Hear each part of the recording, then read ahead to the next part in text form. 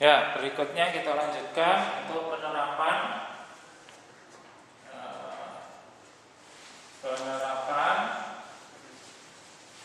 PDB orde 1. Ada RC seri dengan sumber konstanta atau DC.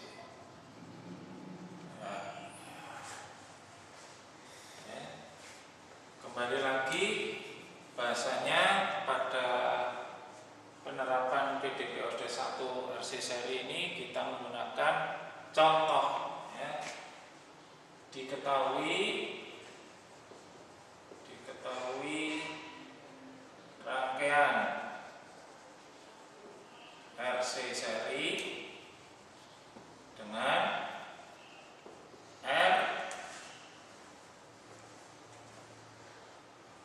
20 ohm, C 0,05 farad, kemudian E nya adalah 60 volt misalnya ya. Kemudian Q T sama dengan 0 adalah 0 ya, muatan.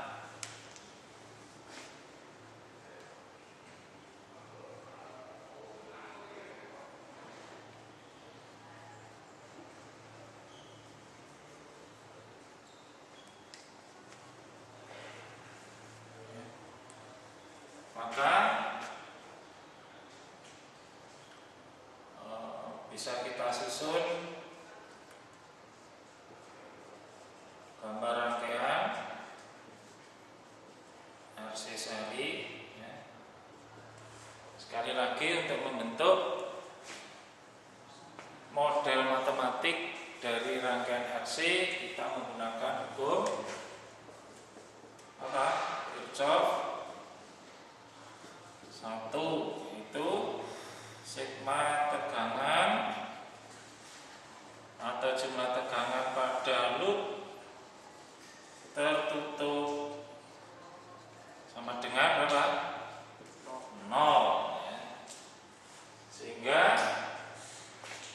E minus E karena polaritas terbalik dengan arah loop tambah VR tambah VC sama dengan 0, atau VR ditambah VC sama dengan E ya. Dari model matematik yang terakhir ini kita bisa menyusun dalam bentuk muatan fungsi waktu ya.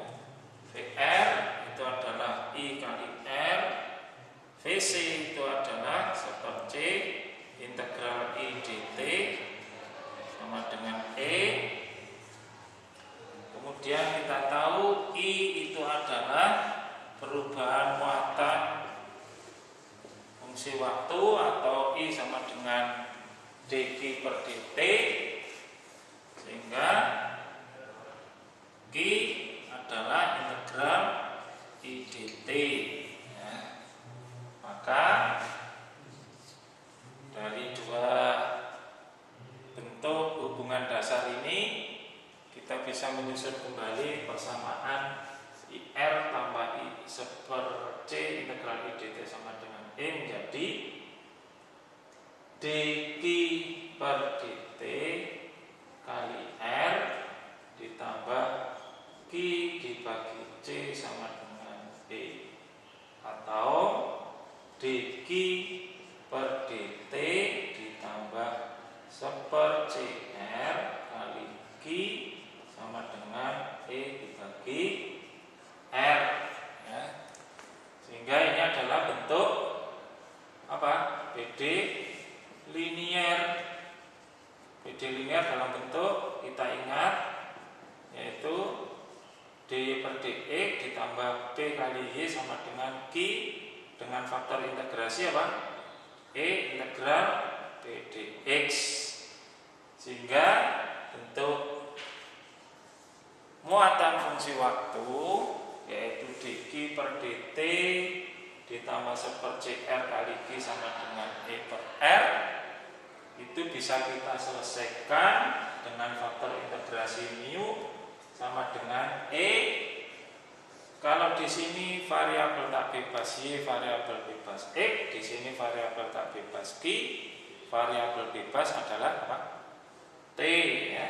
Sehingga E sama dengan integral apa? Seper CR kali seper CR dt. C-nya berapa? 0,05. R-nya berapa? 20. Sehingga seper CR sama dengan E integral berapa? Ya, kita hitung 100 per 5 dibagi 20 ya, dt. Ini 100 per 5 itu adalah 0,05. R-nya adalah 20, sehingga ini habis sama dengan E pangkat T. Ya, itu faktor integrasinya.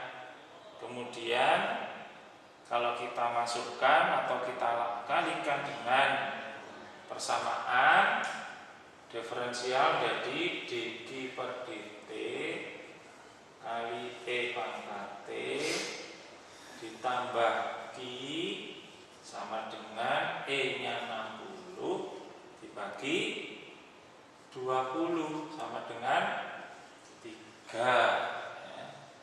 E pangkat T dq per dt ditambah Q.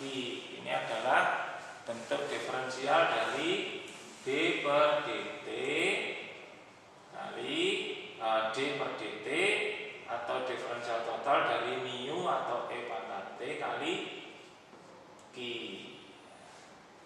sama dengan 3. Ini dari mana? Ya. Ini kalau kita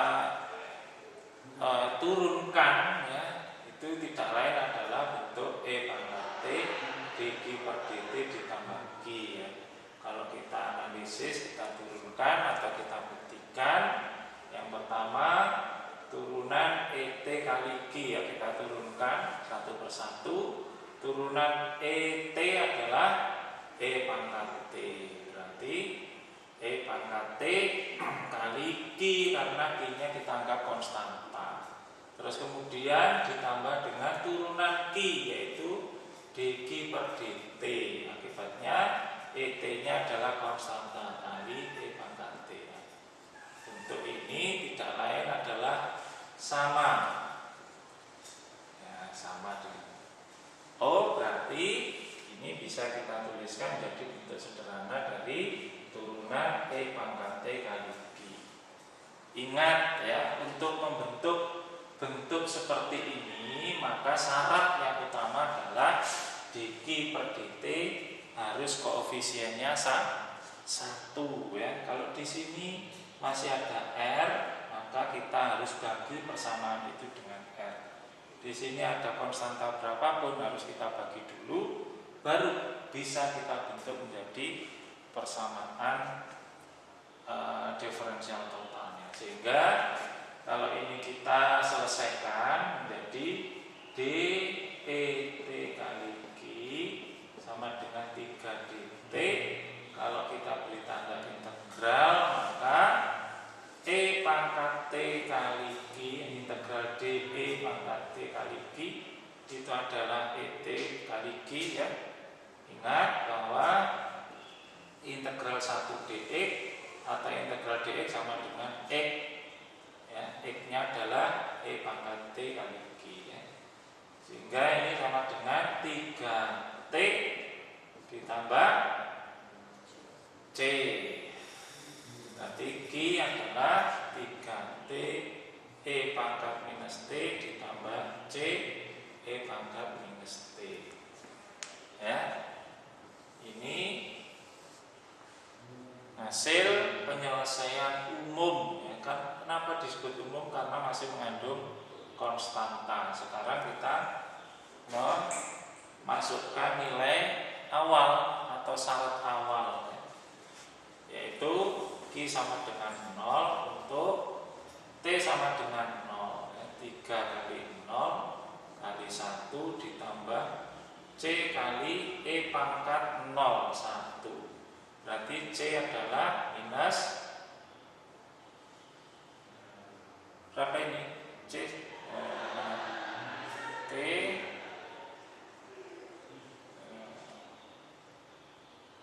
betul ya, C sama dengan 0 ya, C sama dengan 0 betul.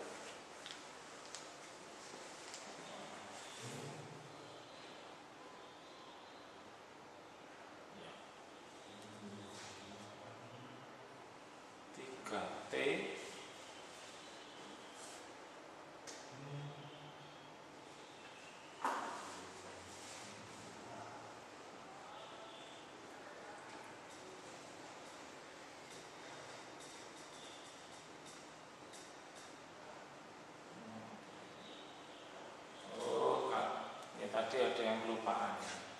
Di mana salahnya? Dikali dengan faktor integrasi ya, ini ya.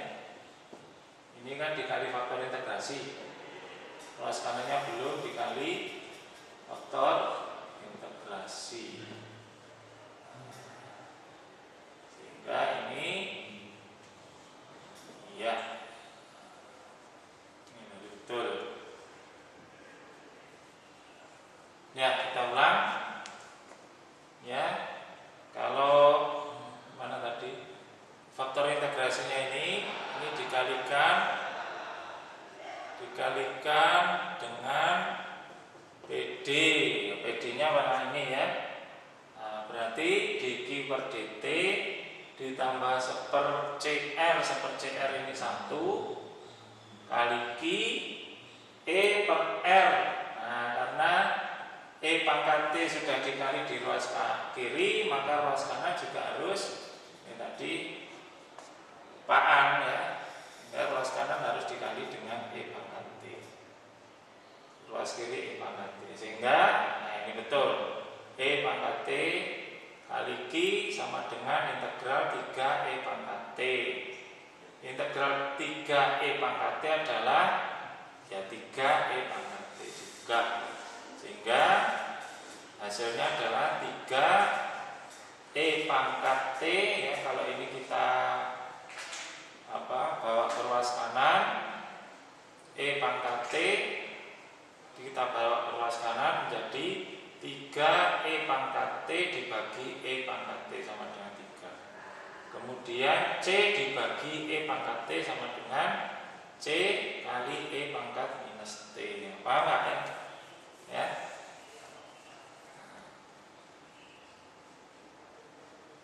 Ini ya. Nih, ya di sini ya. Jadi dari sini dibawa ke sini, maka Q sama dengan 3E pangkat T dibagi E pangkat T. Ini sama dengan 3 kalau E pangkat T, ini E pangkat T habis ya. Ditambah C E min T, ini dipisah ya. Sehingga kalau kita terapkan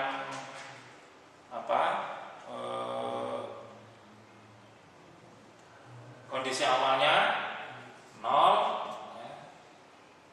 Q sama dengan 0 untuk T 0.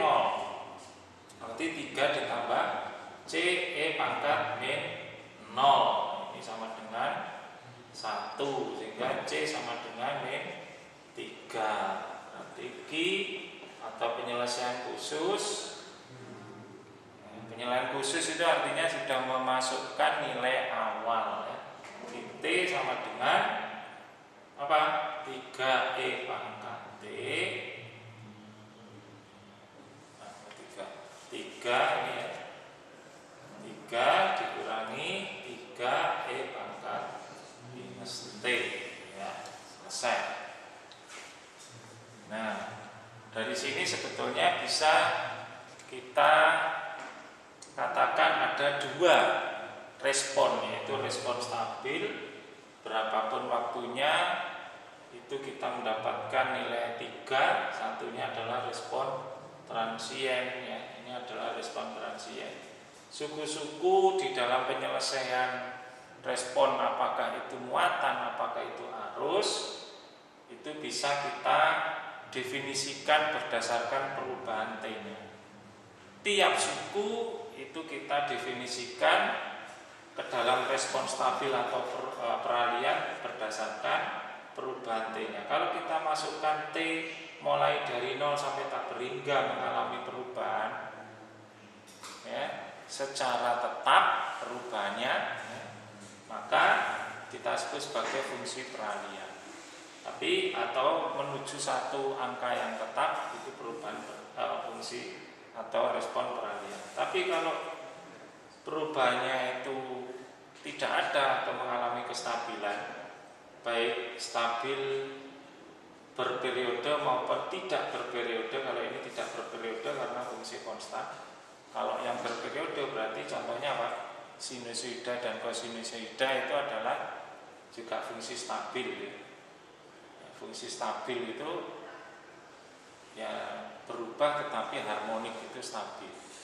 Tapi kalau menuju pada nilai tertentu itu adalah fungsi transien atau peralihan.